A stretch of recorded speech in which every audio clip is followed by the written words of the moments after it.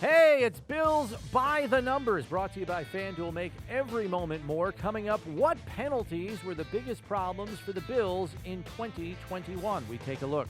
Will the points of emphasis for officials this year be a benefit or a problem for the way the Bills play on offense and defense? We discuss. Plus, former head of NFL officiating Dean Blandino joins us to tell us where we can expect to see penalties go up or go down. Steve, there's a flag on the play!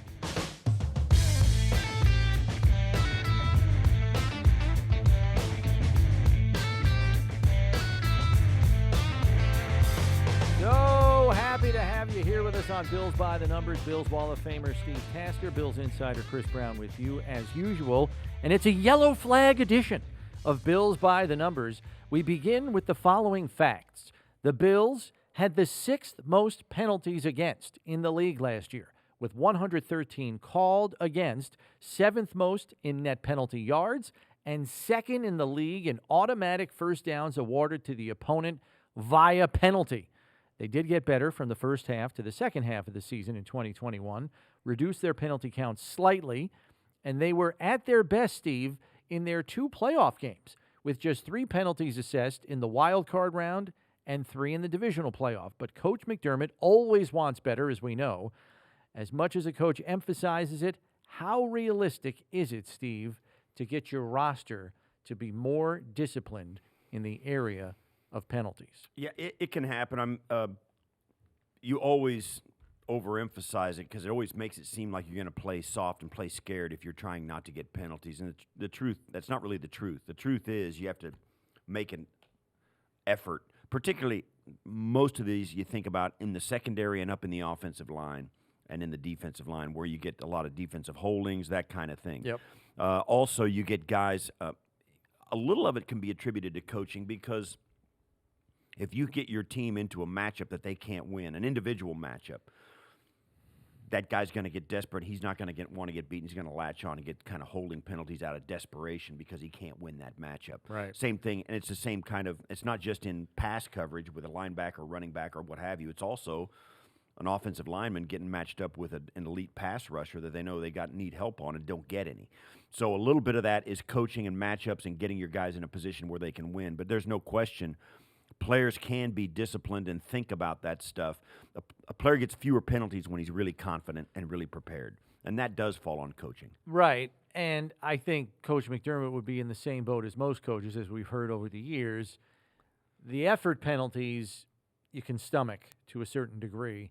It's the pre-snap unforced error penalties that drive coaches up a wall, and there was some of that, although the Bills were not ranked highly in the area of pre-snap penalties last year. They had a fair amount. I think they were somewhere in the lower third of the league, though, in number of pre-snap penalties called against.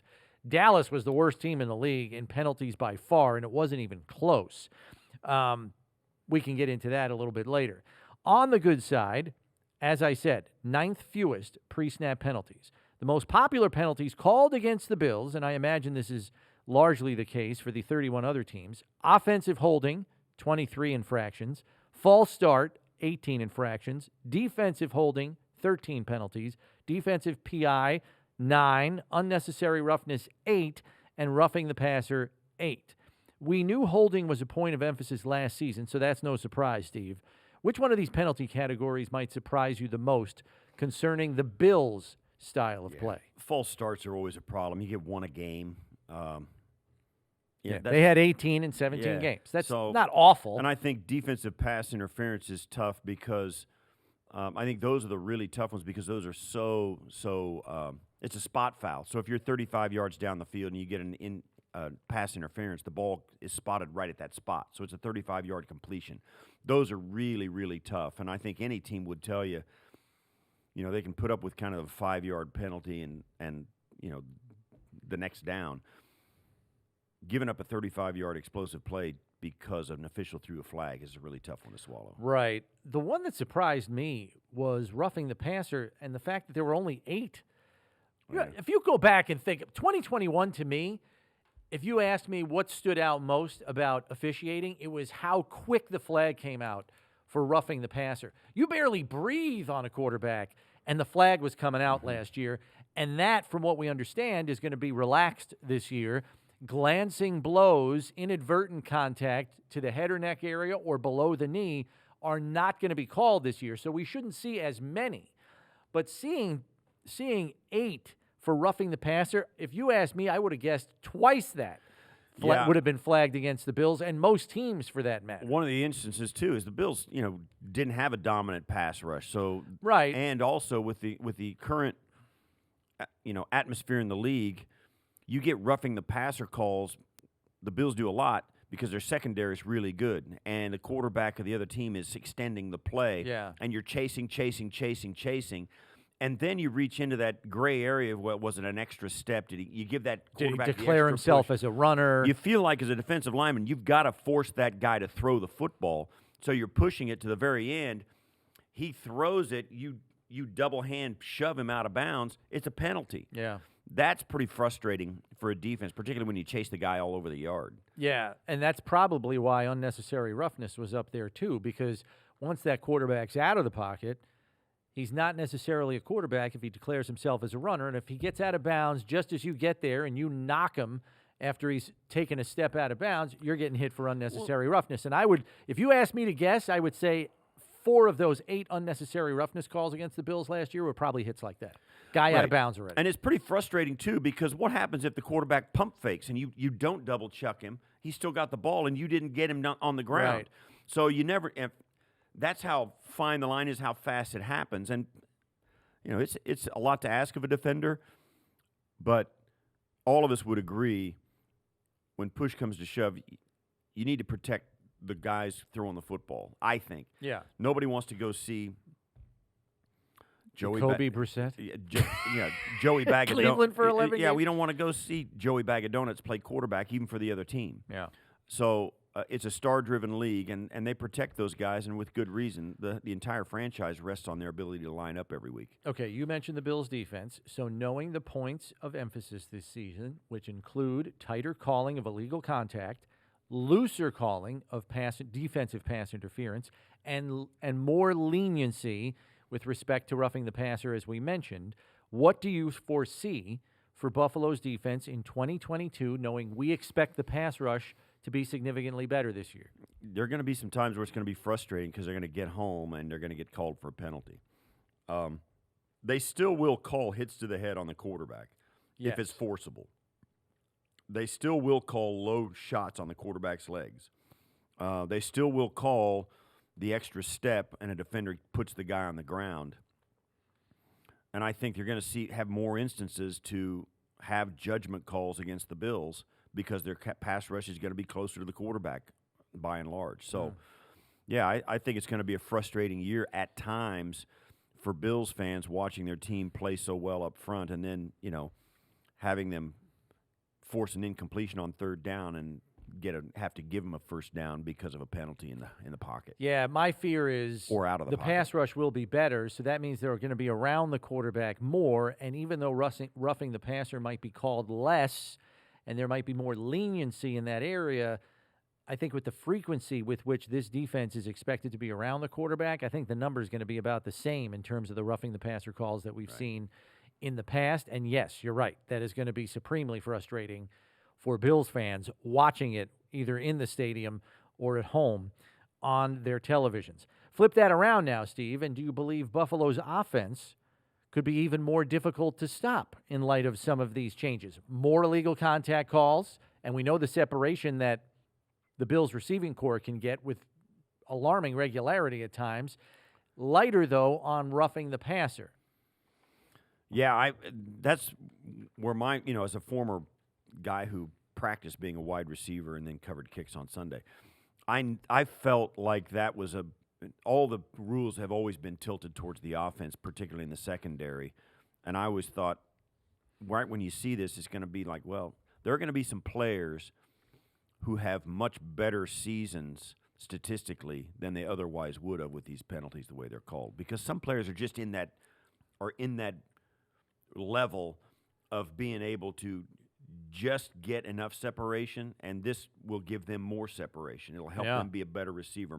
They're going to have some, I don't want to say mediocre, But by NFL standards, you're going to have some guys that are more effective than they otherwise would have been because of these rules. And I think particularly smaller guys who are less physical, who can't get jostled around at the top of their route, are going to be – you're going to see them standing by themselves in a field. Like Isaiah McKenzie. Like Isaiah McKenzie, Cole Beasley, Shakir, all of those guys out of the slot. Jamison Crowder. And, of course, Diggs as well because he's a same kind of guy. He's a route runner. Precision route Those runner, guys are going to have more separation. Or draw more flags. Or draw more flags.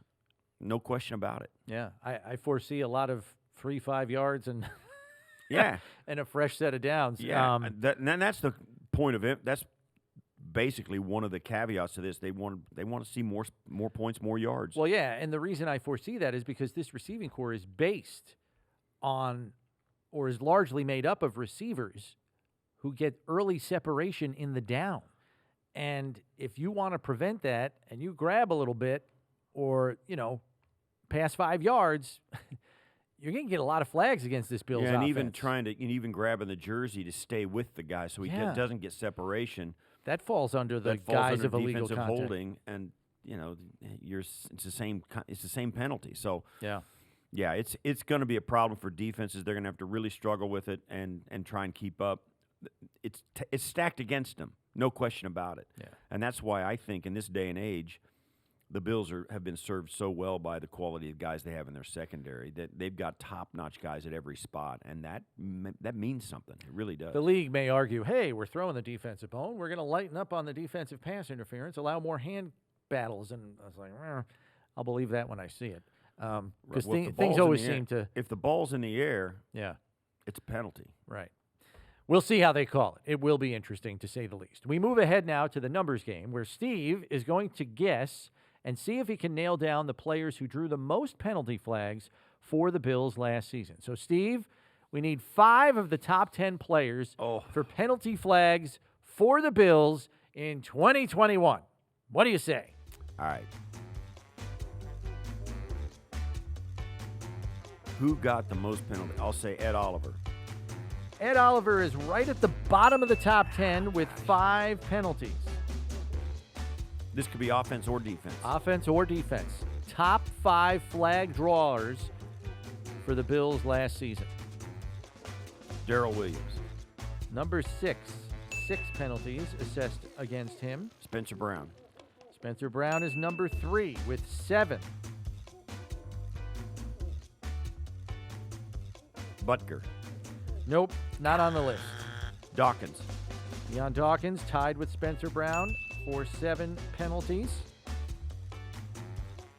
You need one more to satisfy my quota of 5. You are 4 for 4, I think, right? No, I missed. You missed one. Butker you got. So you're 4 for 5 on your guesses. I'll say.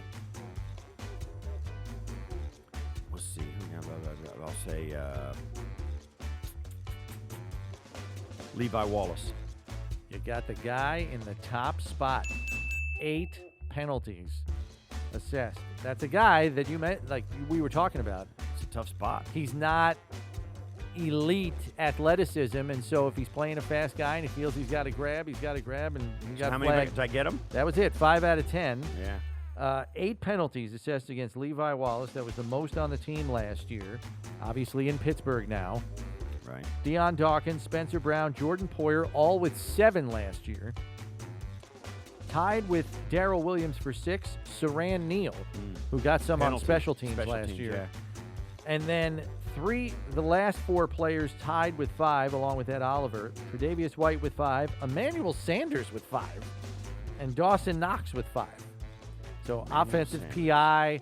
Dawson Knox also got a couple of holding calls, I believe, and a false start. Yeah. I think Emmanuel Sanders had a couple of false starts last year, if memory serves. But, Steve, you just whipped through that thing like a hot knife through butter. I do know this team. I don't know anybody else, but I know this team. So Good effort there. New customers can get their first bet risk-free up to $1,000. Sign up today by going to sportsbook.fanduel.com or by downloading the FanDuel Sportsbook app. FanDuel Sportsbook, an official partner of the Buffalo Bills. Here now to help us with the points of emphasis for officials this season is the former head of NFL officiating and the current Fox Sports NFL rules analyst. It's Dean Blandino, who recently put together a write-up on the 33rd team where he shares which penalties are likely to go up or down in 2022. Let's talk with Dean. All right, Dean, let's begin here. As you pointed out in your write-up and video on the 33rd team, total penalties were up from 2020 to about 14 per game in 2021, but I think that was expected, knowing there was a huge drop in holding calls back in 2020, and that's the most popular penalty called, I believe, if I have my facts right. But it was still down from the historical average of 16 to 17 a game. So with the points of emphasis this season for the officials, do you think we'll move closer to the historical average? I do. I think 2020 was somewhat of an anomaly. The holding calls were historically low, and the competition committee recognized that. And look, officials aren't going to call every hold that occurs, but they do a really good job. And for the most part, in the last 25, 30 years, you see about 3 holds per game. It was down to 2 in 2020. I think the officiating department, in conjunction with the competition committee, did a good job in 2021 of just getting the fouls you needed to get to, focusing on the point of attack. And but I think with some of the other points of emphasis, illegal contact, things like that, I think we will see the number rise. I don't know if we'll get to 16 and a half where we've been, but I think you'll probably see closer to 15 fouls a game. What drives the movement on points of emphasis? Yeah, so that typically can come from a lot of different sources. It can come from the players. The competition committee meets with members of the NFLPA, current and former players, to address their concerns. That happens at the Combine in Indianapolis. The coaches, there's a coaches subcommittee. Andy Reid is and John Harbaugh are on that. Other coaches, Ron Rivera, some other from the competition committee, they work together. They look at different trends. And that's where that taunting emphasis came from last year. Really, the coaches, they felt that the sportsmanship, some of the in-your-face stuff directed at your opponent was starting to rise. And they felt that they wanted to curb that. So that's where those points of emphasis come from. Typically, it's sportsmanship or player safety. And where you see things like downfield, the contact, if you want to help, the passing game, keep that in a good place. That's kind of where that comes from. You mentioned illegal contact already, Dean, and we know that's going to be a point of emphasis this year. Only 36 such penalties called last season, illegal contact, which is probably why it's a point of emphasis this year. But what kind of spike does history tell you we should expect for one like illegal contact that's a point of emphasis this year? Yeah, I think the last time we emphasized it was 2014, and the fouls tripled from the previous year. Same thing back in 2004, same thing. But when you have to look at it in put it in context. When you say the fouls tripled, okay, if we had 36 last year, we triple that, right? We end up at, let's say, 100, a little over 100. Out of 272 games, it's not like you're going to see one a game, right? So you'll see more of it. It's a point of emphasis. I think there was too much happening downfield with the contact where the defenders were disrupting routes beyond 5. And the passing game did suffer.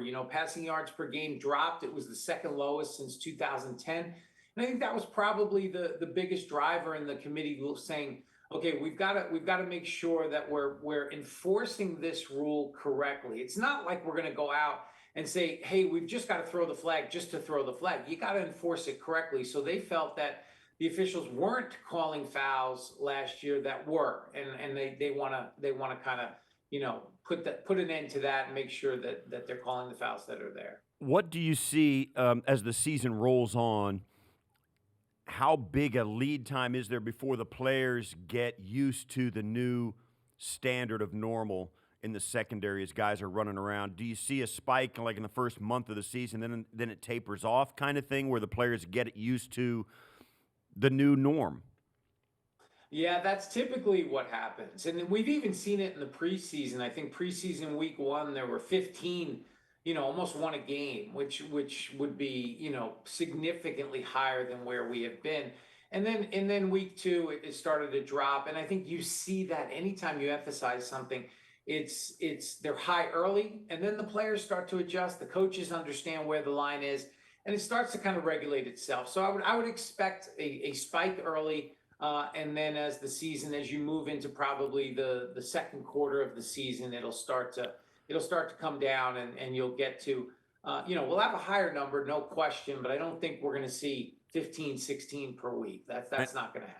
And you work with the officials directly. What kind of feedback and I guess feedback on consistency and calling it the same in one game 1 week and the same in the next game the other week, that kind of thing? What kind of feedback do you get from the officials about what they see and how difficult it is to administer consistently across 200 and some odd games? Yeah, that's the biggest challenge. You have the 272 games. You've got 17 different crews. You've got, for the most part, 5 officials on every crew can call illegal contact, the 2 line of scrimmage officials and the 3 downfield officials. So you've got over 100 officials that you're trying to get on the same page. And that foul, that's a difficult foul because it's a 2-step foul. Right. The official has to see the contact beyond 5 and then find the ball. Now, because the quarterback has to have the ball in the pocket for that foul to apply. So it's not just seeing it like holding and calling it. You've got to find the football. Is it gone? Is it gone somewhere else? Is it thrown to that receiver? Now I have to process, okay, is it illegal contact or is it defensive pass interference? So it's a difficult foul to call to begin with. And then to get over 100 officials on the same page, that's the biggest challenge. And all they want is clear direction. You tell us what you want, show us examples of what is a foul and what isn't a foul, and then we'll go out and do it. And if they get that, they can do a good job. If they're getting mixed messages, if they're not getting that clear direction, that's when it leads to inconsistencies.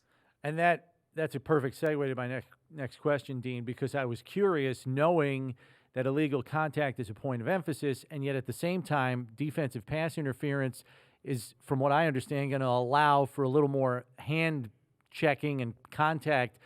Where is the line? I mean, look, I've said it before. I'd never want to be an NFL official. Where is the line? Because it's a hard job. Where is the line of demarcation for the officials, if you know, between the illegal contact emphasis and defensive pass interference? Because you just referenced it. There's a very fine line where one ends and the other begins, where you're looking at the quarterback and where the ball is. So what have they been schooled on to establish a line of demarcation for them so they can accurately emphasize one and maybe de-emphasize the other at the same time? It's not a problem I want to have. Yeah, it's a good question, and it is a challenge. I think the biggest thing that they have to understand, and just by rule, illegal contact is a foul that occurs before the pass, right? So the quarterback has to have the ball in the pocket. So you can't have illegal contact if the ball's in the air. So that's the line of demarcation. And pass interference, defensive pass interference, starts with the ball in the air, right? Okay. Not prior to that. So that's that line, and that's where they see the contact. Then they have to know, okay, where is the ball? Has it been released? Is it in the air? Is it in the air somewhere else? So it is a challenge, but the point of demarcation is the pass. Does the quarterback still have the ball, or is the ball gone? And then it transitions, once the pass is released, it transitions from illegal contact rules to defensive pass interference rules. And one of the difficult parts about being an NFL official is that the game does evolve constantly. There are points of emphasis, different rule changes every year. What is the most difficult thing that officials are telling you now about their job? Honestly, I think the one call that they've struggled with, and not surprisingly, is the use of helmet foul. This was implemented a couple of years ago, and this was players lowering their heads and initiating contact with their helmet. It happens so frequently during the game. There is helmet to helmet contact. There's contact with the helmets. It's just natural when you have players that are moving at high speeds. You talk about leverage and trying to get low. When you're making a tackle as a ball carrier, I'm trying to get low, protect the football, protect myself, and gain additional yardage. And there's collisions. And the officials in real time, like, we get the benefit of slow motion replay, and sometimes it's pretty clear on slow motion replay what happened, but they don't get that benefit. They got to see it in real time from their perspective once, and they got to make a call. And when you have these types of high-speed collisions, it's tough to say, okay, who initiated the contact? Was it the defender? Was it the ball carrier? Was the defender trying to protect themselves, absorb or brace for contact, just trying to bring the shoulder and trying to make a tackle, and the head came with it? So I think that's one of the more difficult calls. It's obviously important because it's player safety, but I think the league recognizes that, and I think they, at least in my opinion, need to continue to look at film review during the week and finding players when they do see it, because it's a very tough call for the officials to make in real time and be consistent. Last one for me, Dean. We've heard through the grapevine there's going to be a hefty fine for coaches or players who curse out officials during games, along with a 15-yard penalty. I don't know if I had just been living under a rock and not heard of this. Is this new, or has this already been in place for a few years? No, I mean, this has always been the case, and I don't want to bring up a sore subject, but Steve was a part of was a part of one that I remember that I'm going to come out and just say he shouldn't have been thrown out of the game. But anyway, You have to say that. You're an honored guest. But that's not new in sportsmanship, and certainly the interaction between players and officials. It's an interesting dynamic because we want that communication. I know when I was at the NFL, you don't want to not answer a question or communicate with the players, and there's certainly emotion involved. But there's a line, and there's a line from player to player. There's a line from player to official and coach to official, and for officials to conduct themselves in a professional manner in how they deal with coaches and players, and so that's not new. Officials understand the game is emotional. Coaches and players are going to get emotional, and we want them to use common sense. Because just getting fired up or using a colorful language is not enough to flag. But there's a line of respect that you have to stay. You have to stay behind that line, and I think officials do a good job. But that's not new. Yeah. Okay. Fair enough, Appreciate Dean. it. Dean, thanks, man. It's great seeing you. Have a great season. You too, guys. Thanks for having me.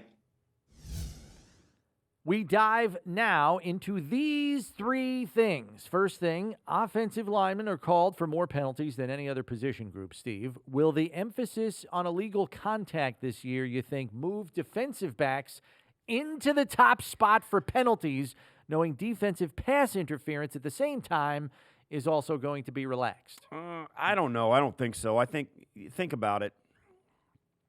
Offensive linemen are in the midst at the point of attack every play, run or pass. And defensive backs are limited to only the throwing downs where they're kind of on the spot there. Certainly they could be called for, offsides, encroachment, all of that. But I would say no. I think the offensive line is still going to be the number one scrutiny. They got two officials that are standing there looking at those five guys in a small area. They don't miss much. Mm-hmm. And when it means something, and you're also going to, you're going to get guys off the edge in the pass rush. So I don't think so. I think that gap is probably too far to be spanned by this one rule. I thought this was an interesting question to ask because more often than not, you got five linemen on the field every play, but you also nowadays have five DBs on the field. So you get the same number of people out there. Yeah, that's a good point. But I tend to agree with you because I think it's easier to call the stuff that happens in a confined area like the tackle box that move. You could argue, too, that the stuff that happens at the line is the slowest moving stuff in a football game. You get those skill guys outside and in space. Stuff happens fast, and you've got to shift your field of vision, as we spoke with Dean about. Those poor officials have to look at, okay, I got illegal contact. Does quarterback still have the ball? I mean, you got to whip your head around. Your head's on a swivel. It's like you're watching a ping pong match. There's a lot in to that. make a call on that. Yeah, there's a lot in this question if you start thinking about it, because certainly they got two officials standing behind the quarterback looking at different angles. One's looking at the left side, the other guy's looking at the right side as they're coming towards him. It does happen right in front of them. And it's also run or pass that the offensive line will fire out and do that. And the old saying goes, you could call holding on every play if you wanted to, and justify it down inside. But I think also in the secondary, I mean, you're exposed, you're by yourself, and you get that desperate feeling that you got to win this rep or you're going to lose the game. So there is a higher level of desperation out in the secondary because the big play is always on the line with wide receivers. So you've got that level of anxiety for the DBs that overrides their discipline sometimes. So there's a lot in that question, and it's a really good way to look at it because you're right. There is the same number of guys on the field, 5 DBs and 5 offensive linemen on the other side. Most of the time. So, but I still think the offensive line is scrutinized. I think it starts there. You know, the thing works, and when you're watching film or anything else, you start from the center of the formation and go out from there when you kind of study it. So those guys are always going to be under a microscope. Yeah. Second thing, if you had to guess, where would you say the delay of game penalty ranked in total number of penalties called last year? On the popularity scale for penalties, where did delay of game rank, do you think? You already know offensive holding's number one. I'd say probably between, I don't know how many penalties they've got. Oh, man, you got. I'm going to say between the ranked top 10, but lower, like 5 through 10, somewhere in there. Actually ranked 4th last year. Oh, okay. 4th in the league, behind only offensive holding, false starts, DPI. Here's the thing. It was tied with unnecessary roughness. Isn't that fascinating? A little 4th bit. most popular call is delay a game. That's just like, hey, man, get your crap in order. What are you doing? Right. It's an unforced error, really. Yeah, it is. And that's the quarterback, because they use the entire play clock, and that's part of it. But it's a lack of efficiency, as I see it. Yeah, it's just being lazy and not getting it off. I mean, and think about this, too, because think about all the ones that didn't get called because somebody decided, I'm going to burn a timeout instead of taking a delay a game. Yeah, that's right. I mean, it's such an avoidable penalty in a multitude of ways. It's amazing it ranked 4th. And plus, too, delay of game, it's hard to blame it on anybody. It's like systemic. You didn't get the play in fast enough. You didn't call it fast enough. You didn't break the huddle fast enough. You got somebody made a mental mistake, got lined up wrong. Got to wait for him to go over. Then you got the quarterback trying to maximize, get a look at the defense as late in the play clock as you can, and he doesn't have time to do that. But he still has to get through, and then you have to check out of the play because of what he does see. So there's a lot in a delay of game penalty, and it's not unless it's just, I was surprised to see it ranked 4th. I guess I don't mentally think of it being called all that often. You always see quarterbacks like Aaron Rodgers sitting there, it's 0, and then they snap it and say, why didn't you call it? And they don't. They give him that half a beat, right? Yeah. They give him a half so a that's beat. that is amazing to me. I was surprised it was ranked 4th. That Me too. It was higher than I thought it would be. Me too. Third thing, Josh Allen was flagged for 2 penalties last year. It was for the same thing. Do you know what it was for? What would you think it would be? And it's not delay a game. It is not delay of game. Yeah, I'll give that one to you. Intentional grounding. Good call. Intentional grounding it was. Good job, Steve. Once against Kansas I can't City. even think of it. Once against Kansas City in the regular season, and once against Miami. Intentional grounding he got called for. Okay. Our closing figures deal with penalties as well. In 2021, there were just 4 teams in the league that had more penalties on defense than offense. The Bucs, the Chargers, the Jets, and the Seahawks. And while the Jets, Seahawks, and Chargers had only just a handful more penalties on defense than offense, the Bucs had an eye-popping 21 more penalties on defense than offense. And to think, that's not even counting the defensive holding and defensive pass interference that Carlton Davis didn't get for mugging Stephon Diggs in Week 14. They stabbed us in the back. Dare to dream. That'll do it for this episode. Subscribe on whatever podcast platform you use or watch us on the Bills YouTube channel. And always remember, when you need to know about the Bills, you need to check Bills by the numbers. For Steve Tasker, I'm Chris Brown. Thanks for checking in. We'll see you next week, everybody.